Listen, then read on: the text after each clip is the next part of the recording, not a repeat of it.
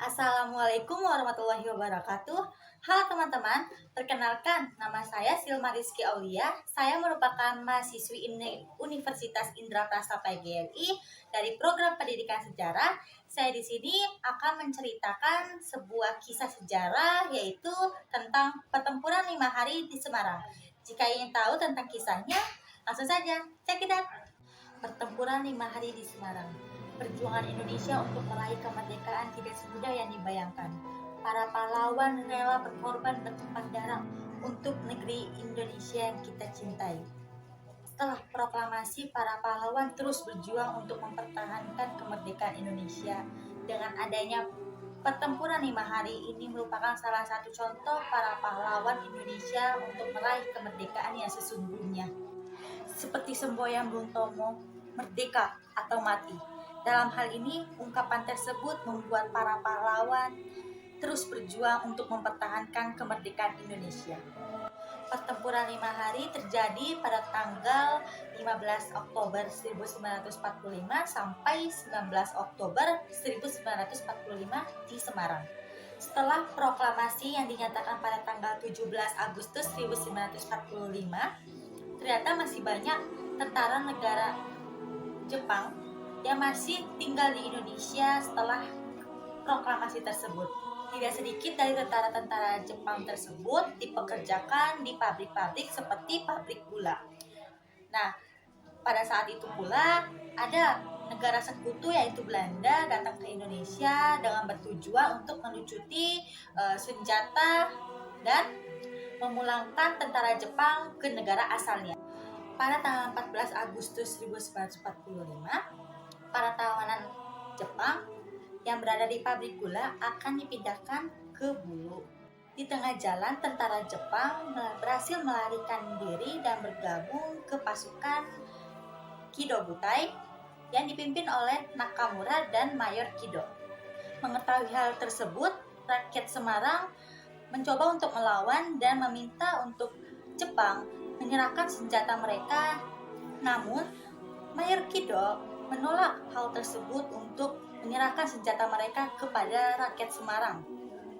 Sekitar pukul 18.00, pasukan Jepang melakukan serangan sekaligus melucuti senjata-senjata dari 8 polisi tersebut.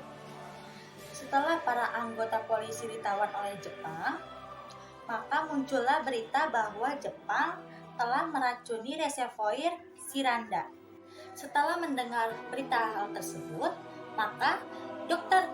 Kiryadi selaku kepala laboratorium segera untuk memeriksanya. Namun, di tengah jalan ada tentara Jepang dan akhirnya beliau ditembak mati oleh tentara Jepang tersebut. Dengan hal tersebut, meninggalnya Dr. Kiryadi maupun larinya tentara Jepang membuat kemarahan warga Semarang semakin menjadi-jadi.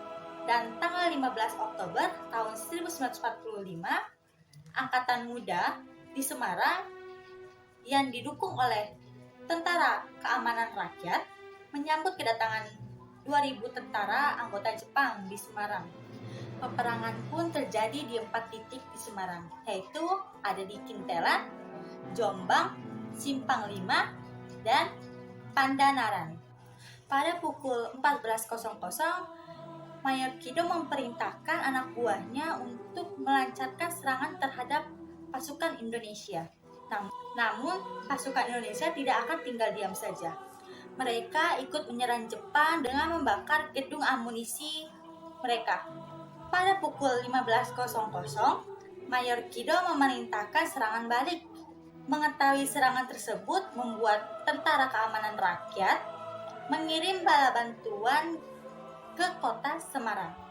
Sekitar tanggal 16 Oktober 1945, pasukan Jepang berhasil merebut penjara di Bulu sekitar pukul 16.30. Sejak saat itu, anak buah Mayor Kido semakin menggila dan melakukan serangan terhadap Indonesia. Dan terus melakukan serangan kepada Indonesia sampai tanggal 19 Oktober 1945. Di tanggal 19 Oktober 1945, sempat terjadi gencatan gencatan senjata terhadap antara kedua belah pihak, antara Jepang dengan Indonesia. Tetapi dengan adanya gencatan senjata tersebut tidak menyurutkan keadaan yang sangat genting tersebut.